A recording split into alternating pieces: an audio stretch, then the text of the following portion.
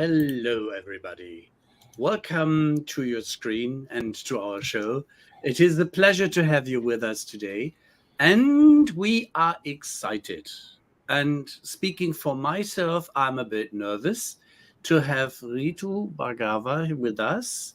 And it is why am I nervous? Because we had a little and very warming preparative chit chat where I got completely distracted from what I intentionally wanted to ask, such as that Ritu is a very fascinating person. How do I come to that conclusion? She has had a lot of experiences in several organizations. She has worked, from my knowledge, if I was a proper reader, also hands on experience in SAP, where she is right now with. And she is very passionate, from my perspective, on getting CX on the right cool track. Those are some of the points I would love to talk with you, Ritu, and we hope that the audience will join in. And the floor is yours now, and we are extremely curious if you can take us a bit on your former business lives and something a bit private as well, if you like. Ritu, welcome. First of all, I'm here for all of you. You have welcomed me. You have been really gracious and kind in your advice. Um, and I came into this job as not being, a big industry name.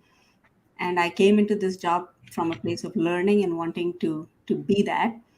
And to put my own name to it in my own version. And you all have, not just you, it's like a lot of, the independent analysts have just been really, really kind to me. So thank you so much for that. And big shout out there to all of you. And in fact, as I say this morning, I was getting some texts from some of you and I was like, wait a minute, this is just so kind. This is just so kind. Wow. So thank you again. Yep. So about me, now 2 years at SAP, and I joined from Salesforce, where I spent 10 years. Started as a frontline manager in forecasting and territory management and pipeline opportunity management, and grew my way through. At some point, when I joined Salesforce, it was a small, like maybe few $1 billion company. Small. And when I left, Sales Cloud alone was a $6 billion business. And that was just massive to see a company growing. And I don't take, the sole, I don't take all that credit. There was like spectacular people, not just in Sales Cloud, but across, the portfolio that I worked with and I learned from and I grew with. So it was an excellent foundation for me. And then before that, I spent 10 years at Oracle, where again, I started as a first line engineer in India in financials. So that's my ERP background of having gone through, Oracle financials when they were doing, they had just bought, they were Oracle apps at that time. And then they bought PeopleSoft and JD Edwards, Siebel, and then Fusion applications happened. And I was the foundational team to do the Fusion Financials product line. And I led the entire quality strategy for that for all of financials. And at Salesforce, I was part of initially the Lightning Experience team in addition to Sales Cloud. So I've been part of some very transformational projects at both of these companies that have given me the DNA of seeing how complexity works across across not just your team, but in a matrix organization, overarchingly what can be transformation for companies. I did start my life and my career, not life, my career as a SAP developer. That's my life, my working life. In Samsung and India and US and Korea, which Samsung is now actually a big SAP and CX customer. Yeah. Yeah, you've been all over the place. I'm impressed. I've learned a lot. Fantastic. And personally, I live in San Francisco. Oracle moved me from India in 2007 to the headquarters here in in the Bay Area. And since then, I've lived here. I moved to San Francisco for when I joined Salesforce. I've stayed in San Francisco. I here have a wife and a little doggy.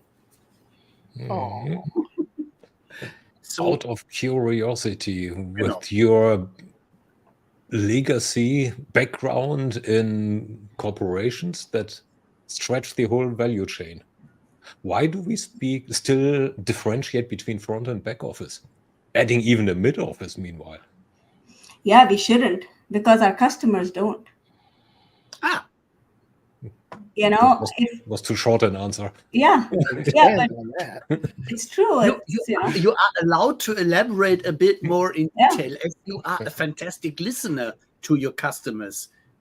Yeah, so when I joined SAP, the first thing I did was go on a customer listening tour. And a lot of customers wanted to talk. They wanted us to understand, and just building on, the easiest thing for me was to do is, hey, there's something that has been done before me, and I'll just change it. Because I've seen a lot of leaders come with that ego of trying to just make everything their own. And I come on the heels of, people who have been strong industry leaders and done the like big transformations at different companies, and it would be very juvenile to just say that, okay, just because. So I wanted to just understand and see what our customers were saying, and I met over 100 customers one-on-one and more in groups and around the world in different geographies, and I heard over and over and over again, and you just need to capitalize on your strengths, and we are deeply loyal to you. Our install base at SAP is deeply generationally loyal to SAP. Generationally, I have sent emails to customers that signed 50 years ago or 40 years ago a contract with us. And that's what we're talking about. So I heard loud and clear that, we obviously clear, at SAP, we care about the operational processes, the back office, but we also care about the flexibility of seeing that translated to an exceptional experience and not just taking it to, just back office operations. And can you be that front office, for example, to that back office, including the middle office? Or do we have to think about different systems, which is also fine, right? But then can you be that trusted advisor to us to tell us as to what would that front office or back office look like, for example? Now, listening is one thing, acting on what one hears to the second. The third thing is that customers often also, they do not only tell what they need, but also what they want, which is direction, and which seems to be lacking. Well, just reading articles here. What can SAP in the CX arena in particular do in order to give that direction? What do you do in particular? Yeah, I treat this as three disciplines. So discipline of thought, discipline of people, and discipline of action. Okay. And so number one, first of all, you have to form a well-orchestrated, informed thought process, which we also call as strategy. Which is not just informed. By the way, customers can inform your strategy, but they cannot dictate your strategy. You still have to have a strategy that has thought leadership, is future-proof. You're thinking through what the market is saying, using them as feeders, but not the decision makers. Like all data, it should be data informed. It should be voice of customer informed. It should be stakeholder informed, but it needs to still become, it needs to still fulfill the promise of what you want to become and actually what you don't want to become. And so again, going back to, first of all, orchestrating that voice of customer, but also saying at SAP, what are we good at? And, a lot of us have talked about, we have all of these products and we have, the pieces that exist. Can we in action really bring the value of that connected enterprise, that intelligent connected enterprise that we have talked about, and not just think about, okay, this is just ERP and this is just CXM or CX and this is EXM, but are we really telling and bringing that story of interconnectivity as a suite, actually it's not just suite, I would say as a composable suite, because it's not just to what Josh is saying. It's not just loyalty. They will be loyal, but they are asking for that action to come through for that loyalty to kind of build on. They're not, our customers have costs, and they have TCO, and they have increasing burdens on maintaining their budgets. So what will they do of loyalty that, is not going to deliver on that promise of discipline of action? And so in that, that formed us to, of course, I'm not going to be able to solve everything. I'm not going to be able to deliver everything. And I can, as we progress, I can tell you about things we are focused on, and things that I'm generally seeing a lot of momentum in. Good point. So your strategy of merging CX and industry, so need to get away from the German pronunciation here, industries into one organization is probably part of this nourishment of client-customer relationships? Question mark? Right, question mark. It is definitely grounded in what I heard. It is grounded in what we have. So if you look at some point, SAP announced industry cloud platforms, industry cloud, not necessarily the platform part of it.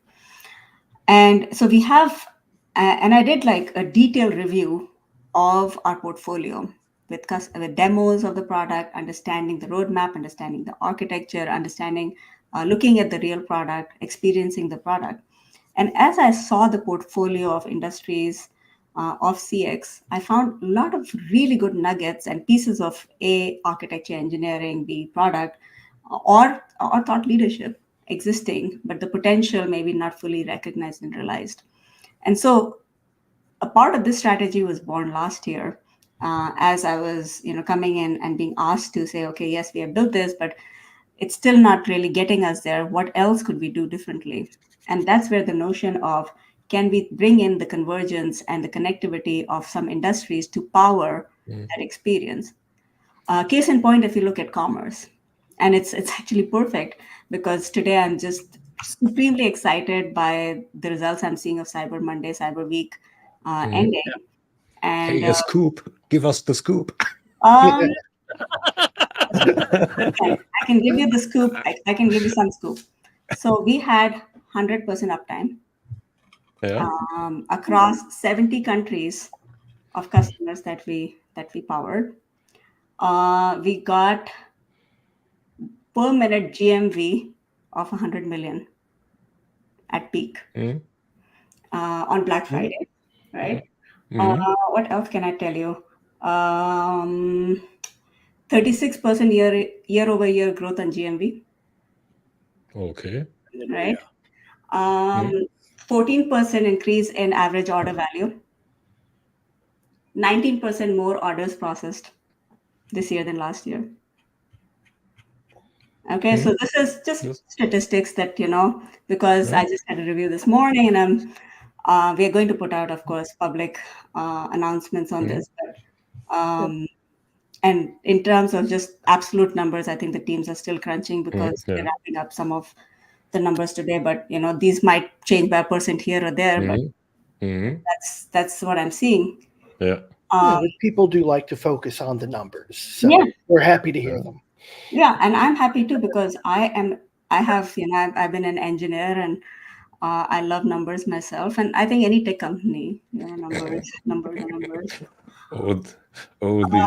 Well, Josh, there is proof that Josh, it really works, my friend. And honest, yes, it is one of the viral quotes from Kai Stubane, which we have years ago on the show as well, as he was in LinkedIn with a card machine where he put dollars in, and he said, "We are ready. Are you?"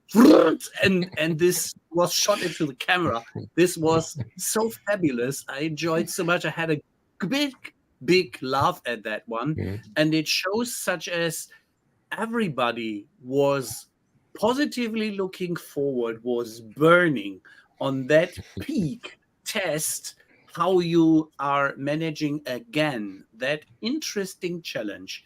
And there are others in the industries, I believe, will be a bit envy how good you are managing that. Yeah. Yeah. Well, But it comes from, I'll just keep going back to the discipline of action again. yeah, A lot of our customers and you all and people, we can talk about a vision, we can talk about a mission, but if the numbers and the results don't start showing at some point, then it's just still like vision and a mission. And the best way I have found for teams and organizations and people around you to start really rallying is action and showing results.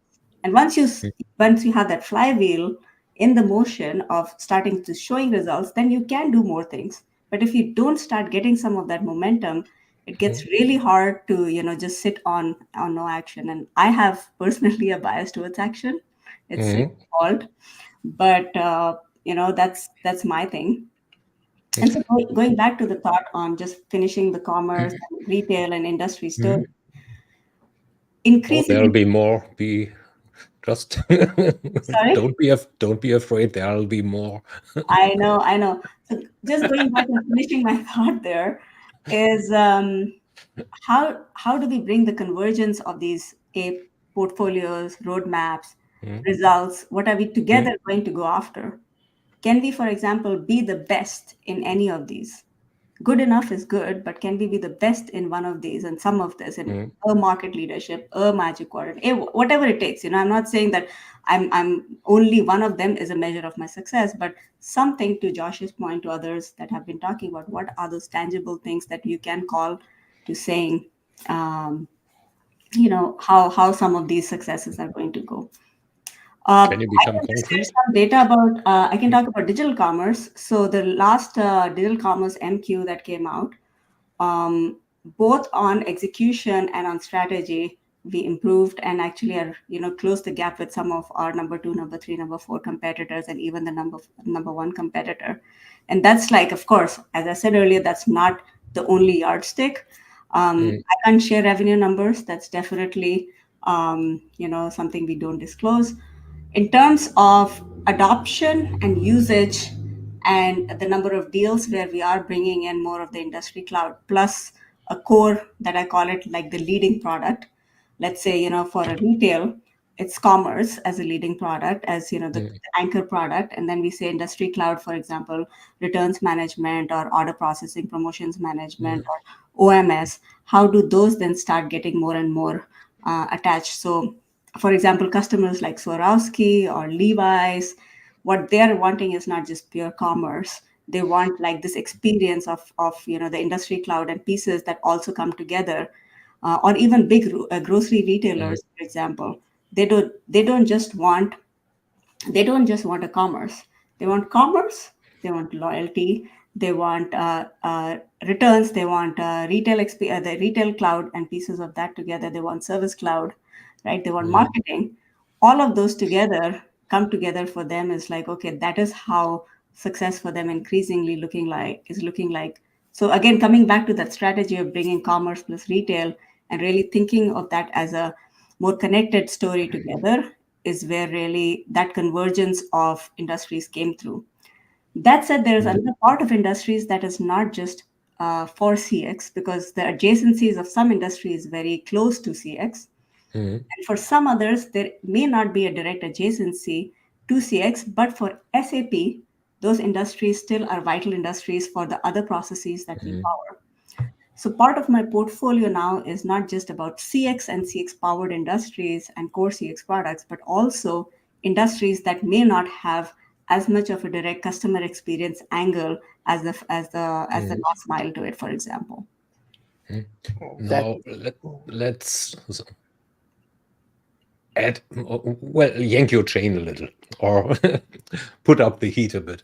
So every enterprise software vendor, and probably all their dogs and cats and whatever pets they have, deliver industry solutions. I really need to get over it. Deliver industry solutions, market industry solutions, sell industry solutions. What makes SAP different there? So there are two parts. You're right. At the Uber level or a Me Too level, there are a lot of vendors who talk about what they have as a solution. They may not have as a product. Yeah. For example, some of our closest competitors do not have the operational processes or the back office as their own data, for example. Let's not name this competitor with us. Right, right. And some may, and some may have an ERP. Yeah. And so as we talk about, yes, people can tell that story. Number one. So number one, for me, the differentiation is we do have those products. And we do have that understanding of from the back office, the operational processes to the contextual experiential processes. So that's one so there are two parts to this again. One is what we have, and the second is what we can do with it. Right? So building on going from strength to strength, number one, we have that operational processes, we have the contextual data, we have the back office. Yeah. Second is, as a SAP, the install base of our customers is massive. It's just massive. True. Yeah. True. If you look at consumer products, 9 out of the top 10 companies in the world, the biggest consumer product companies are our customers, right? Or similarly in automotive or several other industries. So I'm just stating as to what we have. And then we understand processes. If you look at SAP, the hire to retire, procure to pay, order to cash, things like this, we understand it. We know that context. We know how customers deeply, use the complexity of those across the globe. And so we are truly global in terms of how to sometimes to a fault of how global we are. And so I'm saying this with extreme pride, by the way. Yeah. Because, if we have presence in so much, I come back to saying, what do we want to be really the best at, or in the best location, best area. So that's the first part of it. Now, what do we do with all of this? I still believe, regardless of the AI, and we'll talk about that as well, is data still, needs to, to power a lot of these experiences. If I were to build a CX CRM today, I wouldn't be talking about AI as an afterthought or automation as an afterthought, right? Part of that would just be as a product. It won't even be named as, okay, that we're doing AI as part of this, or automation, or workflow automation, for example. So bringing that whole thing together is what we understand that we have that data, we bring it, we power that experience. How do we differentiate is really in how we bring these products and the pieces of it together as powered by that data, powered by that AI, and then the execution of some of this really, A, to our install base, B, outside of our install base. If you were to just target our install base, that's of course one strategy, but we have a whole external set of people who are interested in what we are doing. So we have to have a two-pronged strategy of how do we really go after both, and which is part of the whole plan. But of course, you have to start with what you can do. It's like, I don't know if you guys have read the concept of course, BHAG. Everyone knows BHAG, big, hairy, audacious goal. What is that big, hairy, audacious goal? But it also comes through with what are we the best at? What do we have passion for? And where are the economies of scale lying?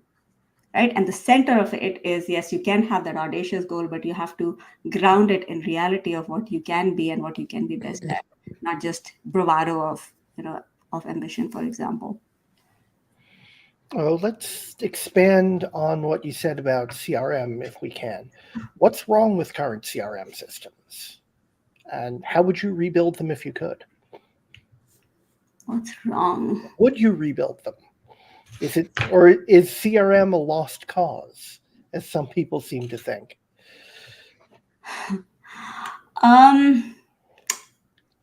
It's a good one. We can endlessly debate this. Frankly, I don't know if the verdict is still out there. I don't think CRMs are a lost cause, because if you look at the gist of what we're really trying to say is customer experience a lost cause? And that is not.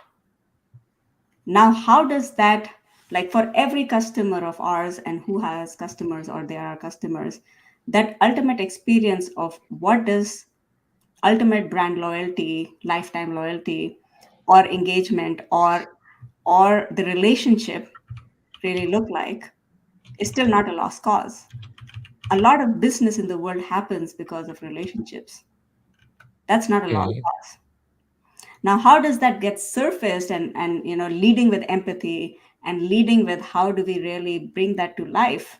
Does it need to happen in a business application or through a business application or through a business process or through a workflow or through a workflow automation or through one app?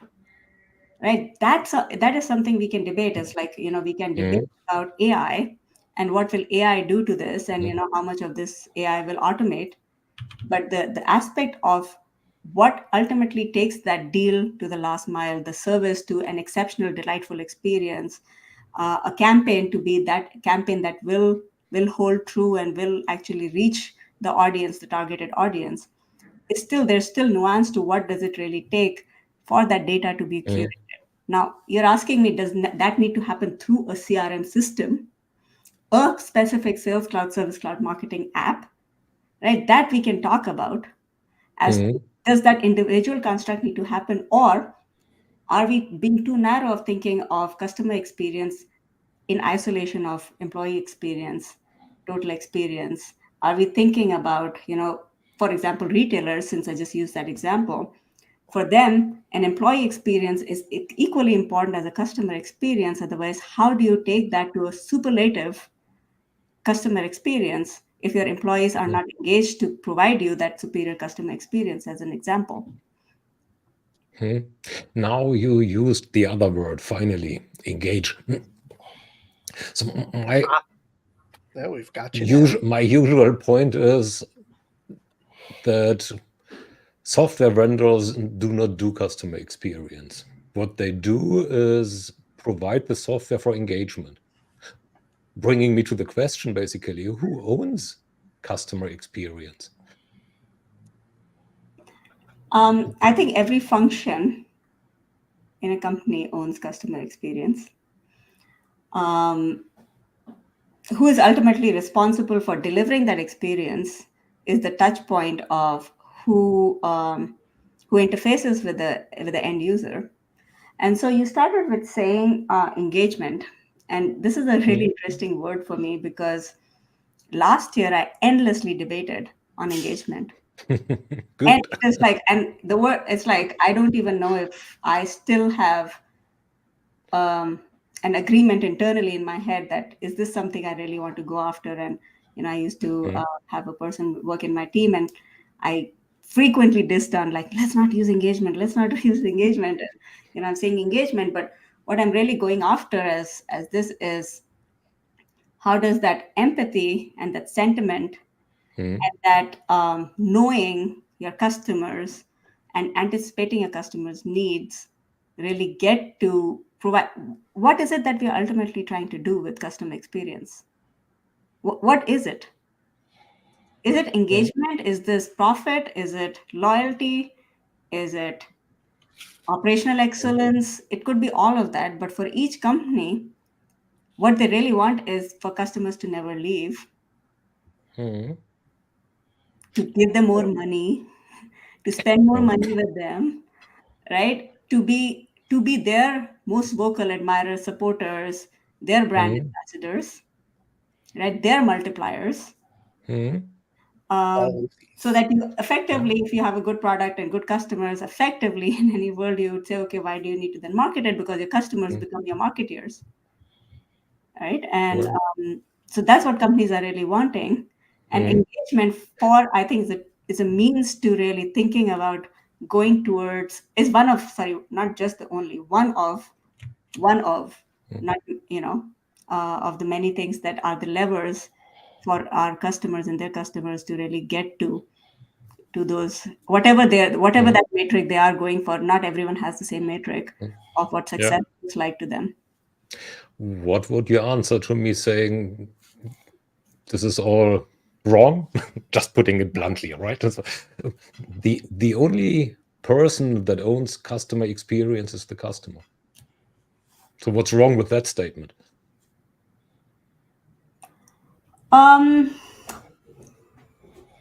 You mean how they experience the product or the service or the? Well, yeah, well, I'm as a customer or as a user, I experience.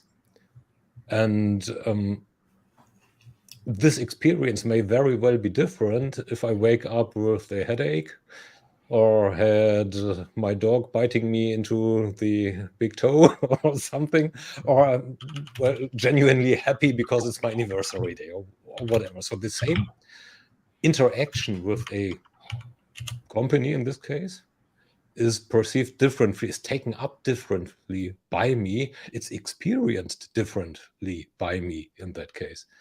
So I'm struggling. That's why I'm struggling with vendors saying they deliver experience. Sure. Where's the common ground? Because I don't think that anybody's wrong here on both sides. Yeah. But think about it. We're also looking at the sentiment of what you just talked about as a customer sentiment, right? Yeah. And what I talked about earlier is a customer empathy. Good point by Josh, by the way. Yeah. Yep. I was That's my just now every time you complain about like the product, it's the customer. You know, they just don't, they don't like this experiences. But the customer has to be the center of it. And that's why, what the customer, as I said, customer is a voice in the way that you really think of customer experience.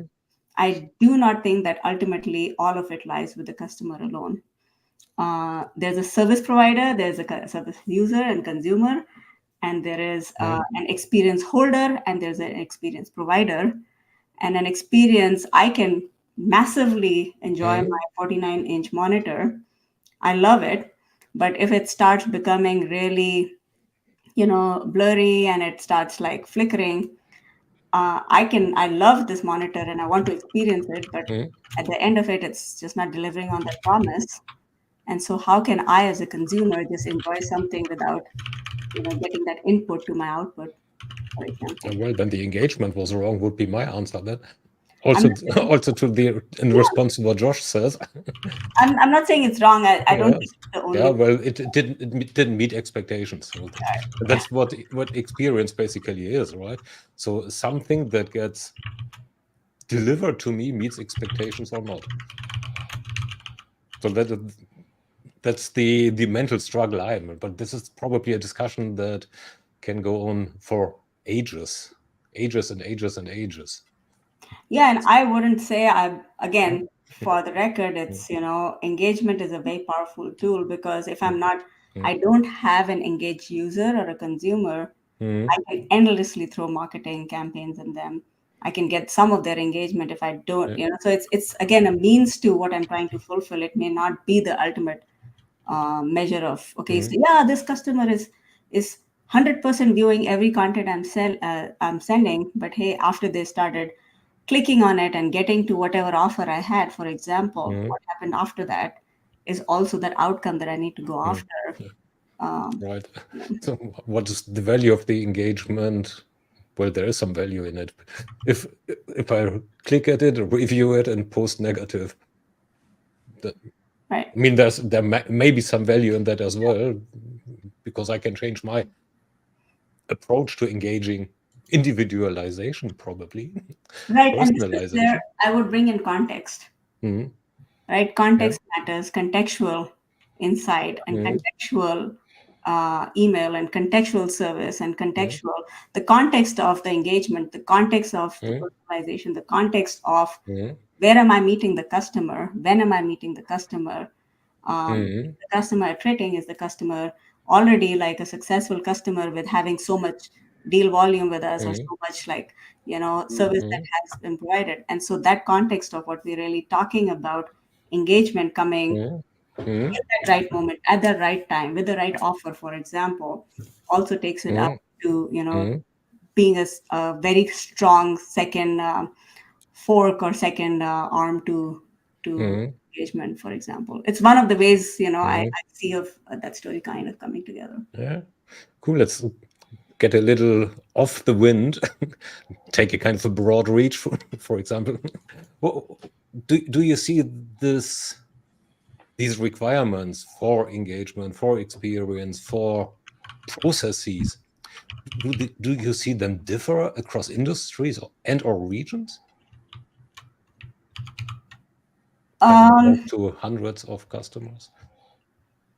So sorry, I got a little distracted. So you're talking about processes. Well, again, processes, experience, engagement. Are there different expectations across regions, across industries? My God. The complexity of some of the processes definitely changes with regions and countries. There are some countries and some regions that are regulated or just have the needs of what really is required for that complexity, and some don't. It also depends on the scale of the companies, which I'm just, it's very obvious, but a B2B versus a B2C versus a D2C.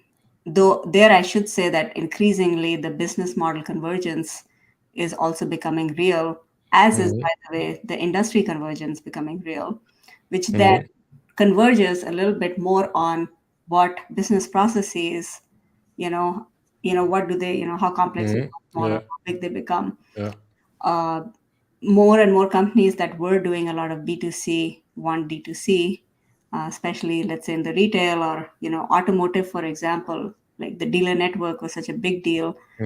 Increasingly, direct to consumer, being able to buy a car from a site is something, and being able to trade in, a used car in the same process is becoming a little bit more. The boundaries are really blurring around those, and so for processes as well, what in a hire to retire or a lead to cash, the B2C B2 convergence debate. Yeah. Hey, you got all the good guys in here. Yeah. And I'm poking at each one of them, right? The interesting aspect is such as engagement. We prefer engagement from our audience as well, as it is boring if we have only passive listeners. Yeah. So that is exactly to take it forward into passion, into positive engagement and an interesting outcome, such as I respect if somebody is in a constructive way criticizing me to help me to get the, let's say, the engagement in the right direction, or to create a positive, or for my experience and my version of how I realize it creates a positive experience. Yeah.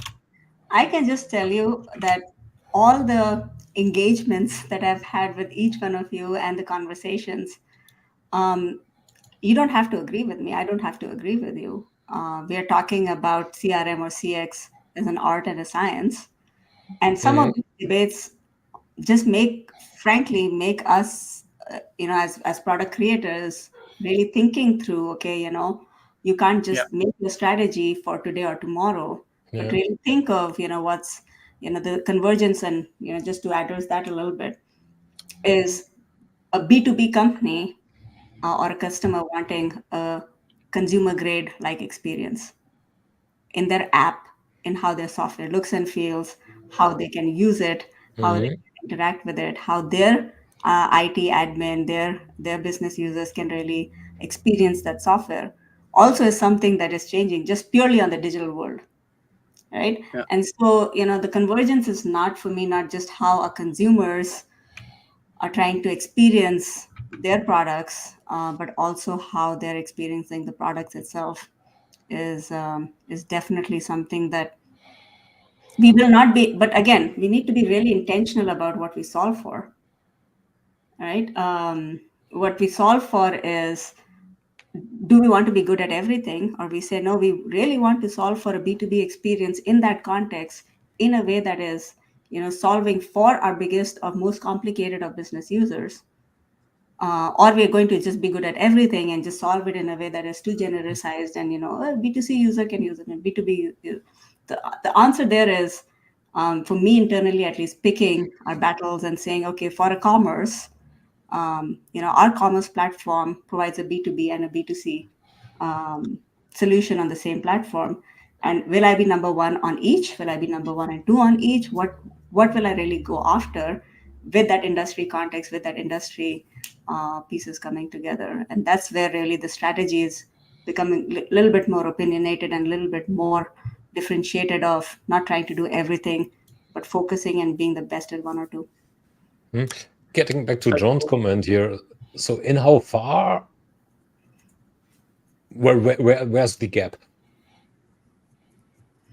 And John might want to pitch into that one as well. So what I read out of John's comment here is that there is a lack of integration between CX, customer experience, and employee experience, basically, or employee training, because HCM is a bit more than EX.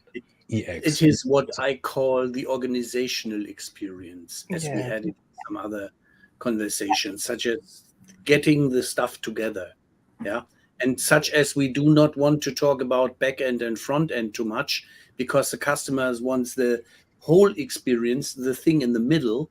He wants to have, without pain, ease of use and an outcome which is beneficial. Yeah, that ties back nicely to what you said towards the top of the hour regarding employee experience.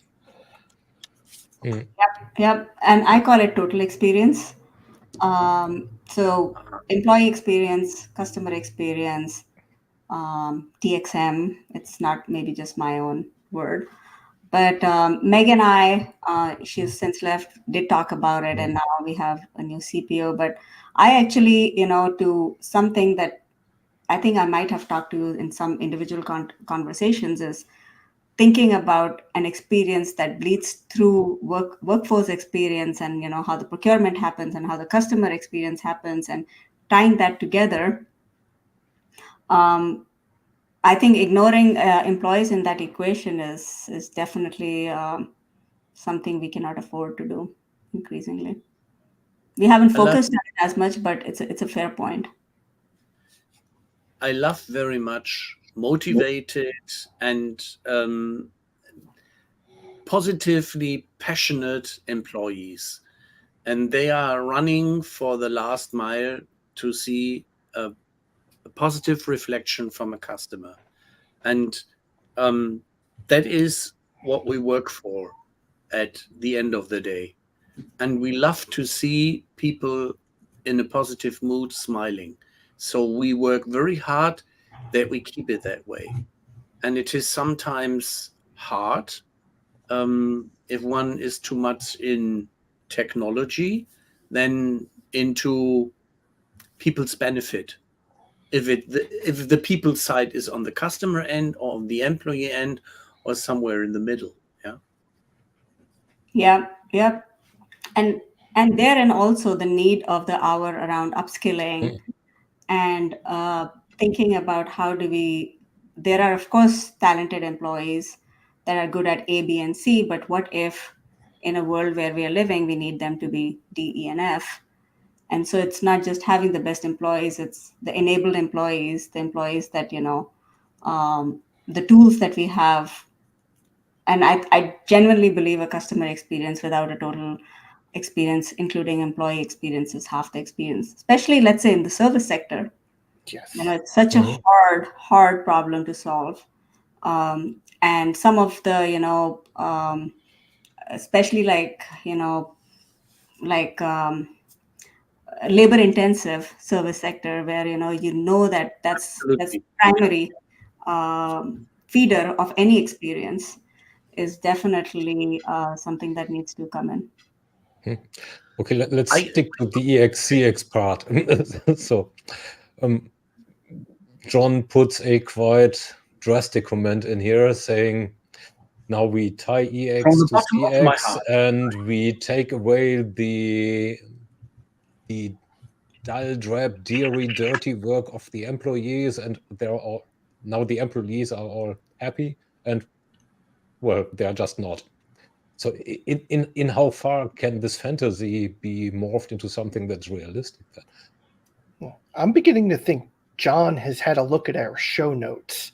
He's asking questions in advance of our own plans to do so.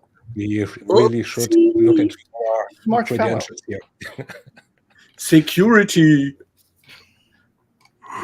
There No, honestly, show notes. it is.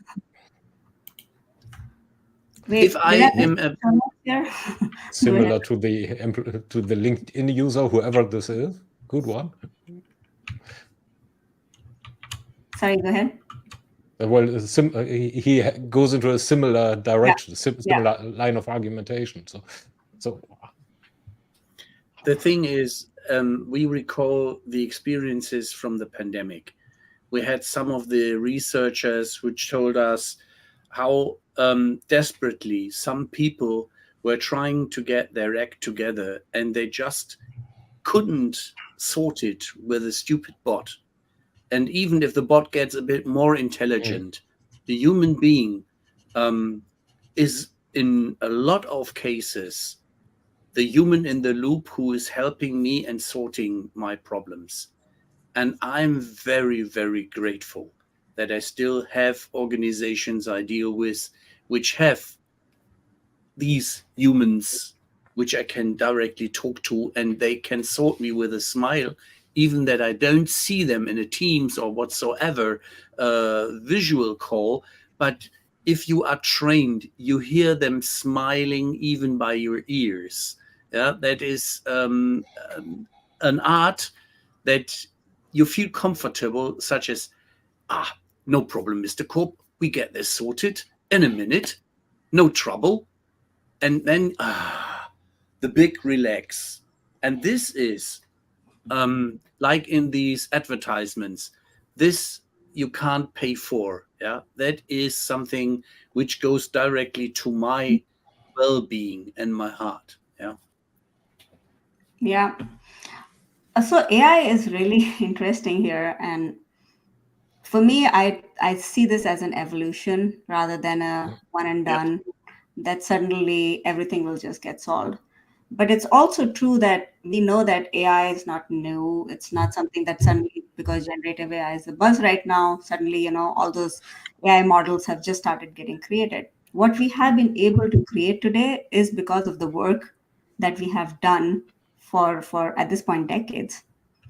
Right. And so what we do from here on, for me, is the application of that with, of course, human in the loop, as to what outcome. We have to be laser focused on outcomes, but in an ethical way, in a responsible way, in a relevant way. The ethics of AI for me is everything. The bias and the that gets fed in. How do we really manage data? Of course, better data, better AI, but also responsible data, better AI. And that's where I think companies, and especially SAP, the way that we are thinking about it is in three parts. It's the responsible, relevant, and I forget the third, responsible, relevant, and I swear I'll responsible, relevant, and one more. But what I really value there is the responsible part of AI. Reliable, responsible, relevant, reliable. And so how do we think about the relevancy of it? But the foundation is that AI trustworthy? Can I trust, and can I, at some point, does it get creepy? Of course, I want a marketing campaign, right? Of course, I want a marketing campaign that is personalized to me in the context I am in. But if my marketing text came to me saying, hey, we see that you tried to buy this thing and you are in Hawaii, but there's something that is perhaps a need of your household, and we recommend this, I would freak out. And so that's where the convergence of how we are thinking about that evolution in a way that is relevant, responsible, in the moment, with context. It won't solve everything, there's no magic answers that every job is going to get replaced by it, but it's definitely the nuanced aspects of selling, the nuanced aspects of servicing, of marketing with human in the loop takes it to the next level. I see it as an accelerator, as a toolkit that helps you in taking your job to the next level rather than the solution of your problem. Lovely. Such as, if I get not enough money and trainers to get everybody trained at the same time, I enable them that they have a smart little assistant, a little Merlin, their magician, on which is handy with them. And if they need them, they can call in and get an answer, such as that they can help the customer in trouble. Yeah. Yep. So there's quite an interesting discussion going on the sidetrack here between the LinkedIn user, or two LinkedIn users actually. So there. Yeah, and one seems to be Esteban. One is Esteban apparently, where we are getting back to engagement versus experience. So Josh said something here in contrast to something that Esteban, aka LinkedIn user, said somewhere above. Technology does not solve that. It's probably it. So customers crave positive experiences of all kind, including direct interaction, where no, that's the one. The employee is a user interface, which goes to some extent into what I said earlier. So it's basically about engagement. Well, you definitely got them engaged. Yes. But are they off topic, or is there anybody off topic, or how I don't know. I can't follow on the. I'm not on LinkedIn right now, but I see the piecemeal threads here. But Esteban is actually, if it is Esteban indeed, hi. It is. Yeah. So if you can give me a little bit more context on, are we still disagreeing on engagement versus, being the important aspect of customer experience? Is that what we're saying? Yeah, well, the question seems to be, what is experience and what is engagement? I think, yeah, we can endlessly. We were never off topic. Yeah, Josh is never off topic. How could I forget? And Esteban isn't off topic anyway. So this, No. I mean, in all seriousness, this wasn't ironic. Yeah, no. I think these are foundational questions. Yeah. I feel so engagement is not equal to experience, in my opinion. But engagement is part of getting to that experience. If you don't have an engaged audience, right? Now, can I give you, but here's the other thing. The reverse could be also true, that I could have a superlative customer experience at the touch point of, let's say, I went to buy a car, right? Without having engaged with them in the past, right? I could have, and I have. But does my exceptional experience go to a really unique, delightful experience, having been engaged in that transaction, is something that we can definitely debate. Like I went to buy a car, right? An electric car. I was engaging with that dealer, with one dealer, for 6 months and had a very poor experience, and I did not want to talk to them again. But I still wanted that car. So I go to another dealer and I buy that car. Right? Now I buy that car in that dealership. I had no previous engagement. I walk in and I buy that car. It's a transaction. I've looked online. Yeah. Right? I didn't want to order online. I just walked into the dealership and I buy that car.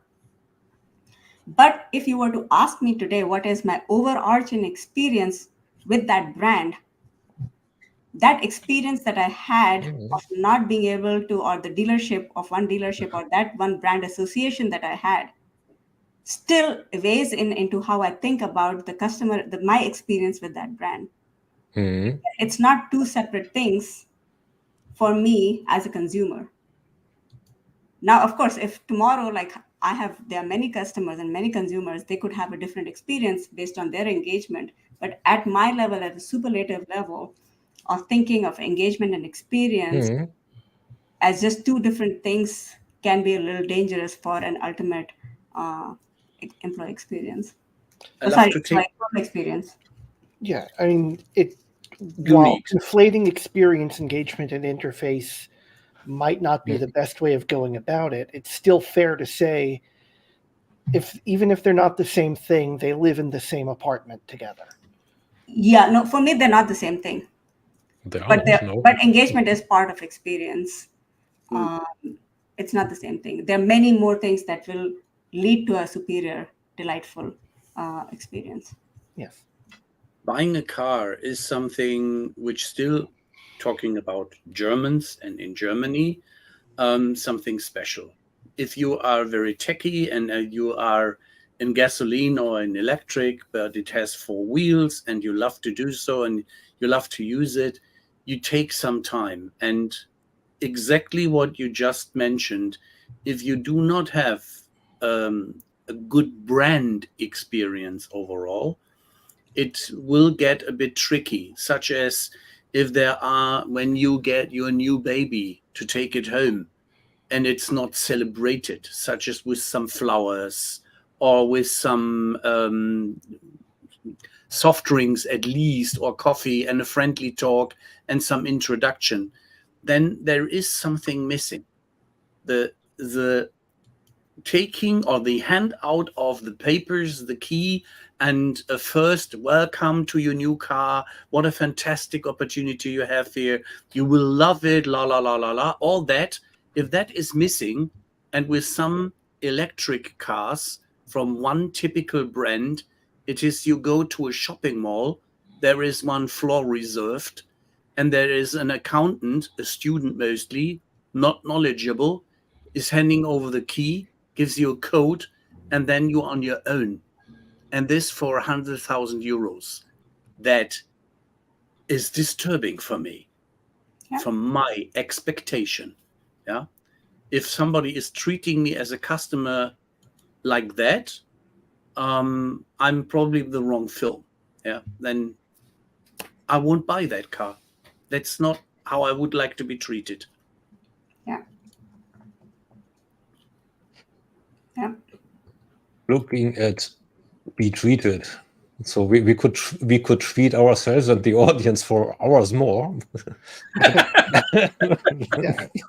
Agreed. Yeah, we could just keep posting things from LinkedIn. Whether we should is something different. I have a change of tack, basically. Yes. So SAP often is seen as a laggard when it comes to innovation. And well, now let me preface it with my point of view. Plain wrong. So the question still is, this perception is out there. How comes? And what to do to change it? Yeah.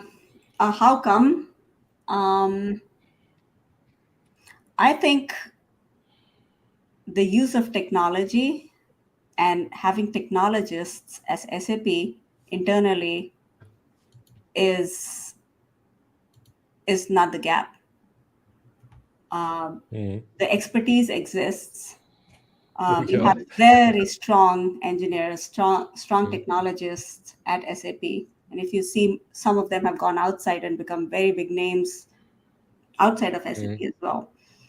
I think the gap for me is what we start and what we complete. And how do we take it from there onwards? And sometimes not get distracted by a sentiment that may be happening in that moment, or not getting that initial feedback, or not really, following through because you didn't have the initial momentum. And so we do need to, like, for example, earlier this year, CX launched there was an internal name to it, but as part of Assistant, now as part of Joule, capabilities that are in 2 parts on AI, which is widespread and embedded into into the applications. And a bunch of these are, were done by a small team that is very focused on just bringing innovation quickly. Now, here's the problem. If we start thinking about waiting for customer validation for all of them, you can wait because sometimes customer may not know what they want. And so you need to lead and take that risk of putting yourself out there with innovation and technology for what not customers know they want, but may want. And sometimes they may not want it. So that leap has to be taken.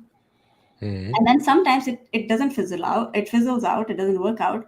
Then quick action needs to be taken to stop it. And it's okay, cut your losses, move on. Every company does that. Every technology innovation company does that. Right? But out of the ideas that get started, we have to be good at taking some to like the last mile, to taking it to the next level, to taking it to be exceptional. And I'll keep saying that good enough is not the name of the game. You have to be great at something. You have to focus and double down and really take it to the next level and believe there is good product. I have so much swagger about the new Sales Cloud, Service Cloud we launched last year. The progress in commerce that we have done is just amazing in terms of the progress that we are seeing, not just from customer feedback, but some of the other feedback as well. But we can't lose hope and we can't lose sight of some of that momentum. And strategy is only as good as strategy if not put into execution. Or AI now, we will put out new things, and some, there's 16 announcements I put out at CX Live a couple of months ago, and a bunch of them are actually already in pilot and alpha that we're trying out with customers, just not vaporware. Well, next year will I have all 16? Maybe not, right? But there should be some that have taken off and customers are using them. And if customers are not using them, customers are not benefiting from AI, there's no outcome around it, then we are creating some technology for the sake of creating technology. And then we get into a whole different problem. That is fine as technologists, but ultimately we do need to have business outcomes powered as well. Good enough is not good Totally. enough. My father would have loved you. And I would say that is coming perfectly to the spot when you said that you have not only the parts in the real stack, which everybody knows, but when you at some time ago bought Emarsys and what you created of this in conjunction, it is not something blubbering around, but it is integrated. It's delivering beneficial stuff. It's delivering. And this is what's so important. And if I get these bits and pieces in AI, technology enabled, nice. But I take absolutely your point. Give me something I have something extra on. Yeah. And Emarsys very, very good point to touch on and maybe conclude on is recently with the personalization engine that Emarsys powered, we were able to actually beat some of our competition, silently edit some of our biggest competition, by the way, not to be named, in that personalization engine that Emarsys owns. It's a good company, lot of good, talent there. Again, we're doubling down, really taking some of the pieces that we have and really saying what can be number one, number two at, and focusing and really bringing that suite in a composable way together. So it comes together, the integration is there, but you're better with SAP. You can also be outside SAP, but we are that, we are that suite that powers best of as well. Looking at the time, and I'd love to continue for at least one more hour. You probably don't have that time anymore. I deeply enjoy talking to you all. It's thank you again for welcoming me. Thank you so much for open, honest, hard, soft, whatever questions. It makes me better. It gives me a lot more ammunition. Thank you so much. Thanks for your candid answers. And always. Hope to see you soon again, live or on screen. Likewise. Okay. Thank you so much for having me. Cheers. Bye to everyone. Cheers.